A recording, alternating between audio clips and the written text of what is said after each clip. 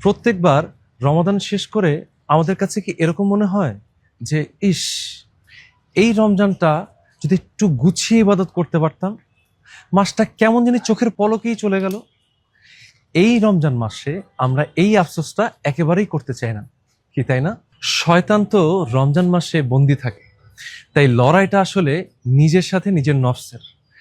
তাই আসুন নিজের ভালোর জন্যই এই রমজানে কিছু ভালো অভ্যাস গড়ে তুলি। মোবাইল ফোন স্ক্রল বা অহেতুক আড্ডা দিয়ে সময় নষ্ট না করে সময়টা আসলে নিজের জন্য লাগাই।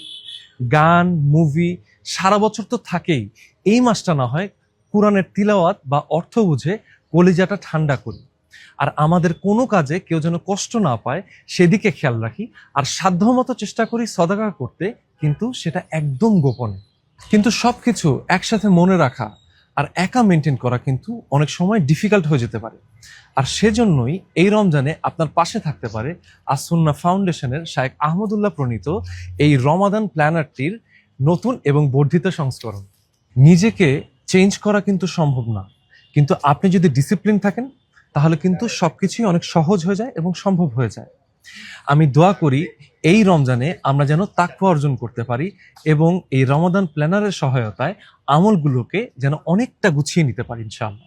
তাই আসুন সময় হেলায় না কাটাই, এলোমেলোভাবে কাজ না করে জীবনটাকে সুন্দর করে সাজাই। প্ল্যানারটি অর্ডার করতে ইনবক্স করুন আমাদের ফেসবুক পেজে অথবা ভিজিট করুন আমাদের ওয়েবসাইট www.jazeera.com।